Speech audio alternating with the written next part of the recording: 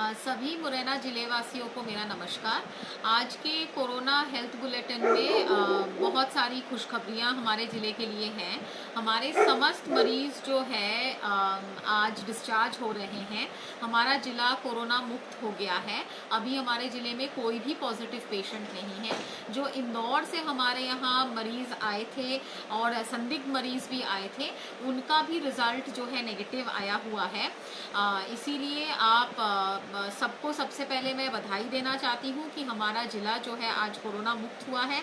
इसमें मैं सबसे पहले नाम लेना चाहूँगी और धन्यवाद देना चाहूँगी मेरी पूरी मेडिकल टीम का, जिन्होंने सारे पेशेंटों को मुरैना में रखकर बहुत अच्छे तरीके से उनका उपचार किया। बगैर खुद संक्रमित हुए, सारे एहतियात बरतते हुए, प्रोटोकॉलों का पालन करते हुए इन लोगों ने उपचार किया। इसमें मुख्य भूमिका में रहे हैं हमारे CMHO RC Bandil, civil surgeon AK Gupta, हमारी मेडिकल टीम जिसमें अल्पना, अनुभा, पद्मेश, राघवेंद्र, मेरे paramedical staff, nurses, MPW, ward boy एवं वो सारे लोग जो घर घर जाके आप लोगों का सर्वे किए। करीब 200 से ज़्यादा स्वास्थ्य का अमला सिर्फ और सिर्फ शहर में लगा था जिन्होंने इस काम को किया है। ये सब सबसे पहले बधाई के पात्र हैं। इसके अलावा हमारा पूरा राजस्व का टीम, हमारे ADM, SDM, तहसीलदार, हमारे CO जिला पंचायत, नगर निगम का पूरा अमला, हमारे सफाई कर्मचारी और पुलिस का पूरा अमला जिन्होंने पूरा लॉकडाउन का पालन सुनिश्चित किया, ये सब मेरे साथी रहे हैं। हम सब ने एक टीम मिलकर इस काम को किया है कोरोना के लड़ाई में, और इसमें आप सबकी भी बहुत अहम भूमिका रही है। आप सबके माध्यम से बहुत एक्टिव जो मेरे फॉलोअर्स हैं, यूजर्स हैं, आप लोगों ने हमें समय समय पे सजेशंस दिए, समय समय पे आपने हमें सूचनाएं दी, जिन सूचनाओं पर हम लोगों ने मरीजों की ट्रैकिंग की, संदिग्ध व्यक्तियों की ट्रैकिंग की, उनका फिर हम लोगों ने इलाज कराया, और उसी का नतीजा है कि ये संक्रमण जो है हमारे जिले के एक वार्ड से अन्य कहीं पे फैल नहीं पाया। ये अपने आप में बहुत बड़ी उपलब्धि है। इससे हम सब सुरक्षित रहे और आपका योगदान भी बहुत ज़्यादा रहा है। प्रिंट और इलेक्ट्रॉनिक मीडिया के भी मेरे समस्त साथी जो भी समय समय पर कोरोना से संबंधित सभी न्यूज़ रिलीज करते हुए, प्रचार प्रसार करते हुए जागरूकता फैलाई है, ये ज़रूरी था। और क्योंकि इंफॉर्मेशन के बगैर, जानकारी के बगैर जो है हम किसी लड़ाई को लड़ नहीं सकते, तो सटीक सूचना और सटीक जानकारी सब तक पहुंचाने में मीडिया ने भी बहुत अहम रोल निभाया है।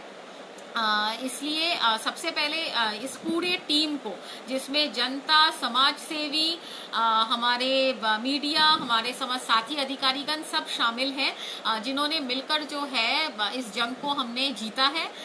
लेकिन अभी दूसरा चरण, आज हम खड़े हैं 19 अप्रैल को, जब हमारा 0 पेशेंट है। अब हमारे लिए रियल अग्नि परीक्षा का समय शुरू होता है अगले 28 दिन। अगले 28 दिन में अगर हमारे जिले में कोई नया पेशेंट नहीं आता है तो हमारा जिला बिल्कुल फ्री हो जाएगा। सारी चीजें पूर्व की भांति नॉर्मल कंडीशंस पे लौट पाएंगी। सभी धंधे शुरू हो पाएंगे, सभी कामकाज शुरू हो पाएंगे, ऑफिसेज शुरू हो पाएंगे, उद्योग शुरू हो पाएंगे। लेकिन अगर इन 28 दिनों में कहीं और हॉटस्पॉट डेवलप हो गया तो फिर वही मेहनत और हम लोग बैक टू स्क्वायर, मतलब जिला फिर से 28 दिन पीछे चला जाएगा। तो अगले 28 दिन में खास करके शहर वासियों के लिए कोई बड़ी राहत नहीं है। पूर्व की भांति ही हम लोगों को लॉकडाउन का पालन करना पड़ेगा, घर के अंदर रहना पड़ेगा, सामाजिक दूरी बनाना पड़ेगा। मेडिकल इमरजेंसी और अति आवश्यक कार्य के अलावा घर से बाहर हम नहीं रह सकते। इसका एक कारण है, आप इसको समझिए। जो हमारे पेशेंट को हम डिस्चार्ज कर रहे हैं स्वस्थ करके, इनको भी 14 दिन तक जो है ऑब्जर्वेशन पे रखा जाता है। मोबाइल टीम्स तैनात रहेंगी इस चीज को देखने के लिए कि ये जो बहुत खतरनाक वायरस है जिसका उपचार करते हुए हमने पेशेंट को बाहर भेजा है, उसके बॉडी में फिर से वो वायरस तो नहीं आ गया, या अन्य किसी में वो वायरस का संक्रमण कहीं और से तो नहीं आ गया। तो इसलिए ये बहुत ज़रूरी है कि ये संक्रमण आगे ना फैले। खास करके जो हमारा वार्ड 47 है वो बिल्कुल घेराबंदी के अंदर ही रहेगा। इसके सीमावर्ती जो बाकी वार्ड्स हैं, वार्ड नंबर 8, 9, 10, 46 और 45, ये जो अन्य 5 वार्ड है इसमें भी लगातार हमारी मेडिकल टीम्स काम करेंगी और इनमें किसी प्रकार की कोई रियायत नहीं रहेगी और लॉकडाउन का पालन हमें करना पड़ेगा।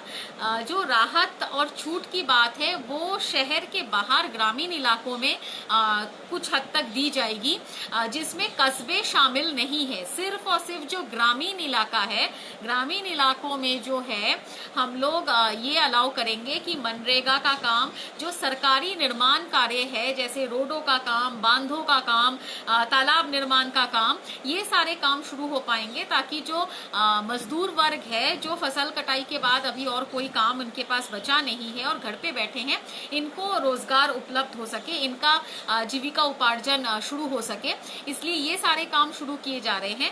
लेकिन बाकी अन्य किसी प्रकार की रियायत जो है अभी फिलहाल हम शहर में नहीं दे सकते, क्योंकि हमने आज जो जंग जीती है, ऐसा ना हो कि कल फिर हमारे सामने और कोई नया मरीज शुरू हो जाए, खड़ा हो जाए और हमें फिर से जो है अन्य चीजों का पालन कराना पड़े और फिर हमारा शहर जो है संकट में आ जाए। 2 रियायत सिर्फ शहर में दिया जा रहा है। जो हमारे कुम्हार हैं जो मटका और घड़ा वगैरह बनाते हैं, क्योंकि गर्मी बहुत पड़ रही है तो उनके लिए स्थान निश्चित करके जो है उसको उपलब्ध कराया जाएगा और इसके अलावा कूलर के लिए जो है हम लोग कुछ छूट देंगे और जो मैकेनिक्स हैं जो रिपेयर करते हैं, इलेक्ट्रिशियन वगैरह, उनका पूरा मेडिकल चेकअप करने के उपरांत उनको पास जारी किया जाएगा ताकि वो घर घर जाके सेवा दे सके।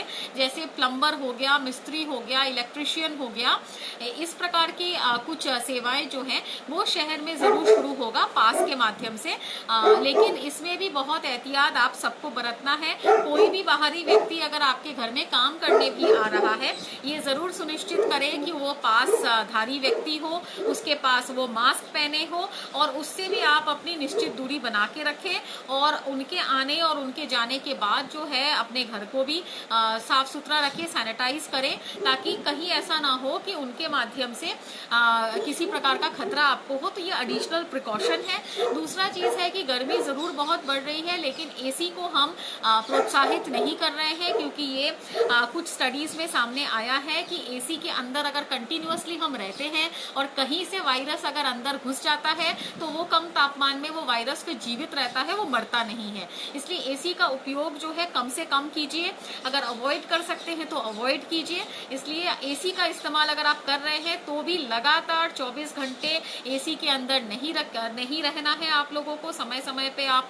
खिड़की खोलें, अंदर धूप आने दें, ताकि अगर बाई चांस कहीं से वायरस अंदर आया है तो वो वायरस मर सके। पुनः सभी जिले वासियों को मैं पुनः धन्यवाद देना चाहती हूँ कि आज हमारे जिले में कोई भी कोरोना पेशेंट नहीं है, सब स्वस्थ हो गए हैं। आप लोग अपना ध्यान रखिए, आप स्वस्थ रहें। जय हिंद। मैम, किराने की दुकानें खुलेंगी? हाँ, तुम पूछ रहे हो? मतलब इसमें लोगों का पूछना ये है, किराने की दुकानें खुलेंगी क्या? किराने की दुकानें कुछ चुनिंदा दुकानें खुल पाएंगी जिनको छूट देंगे। हाँ।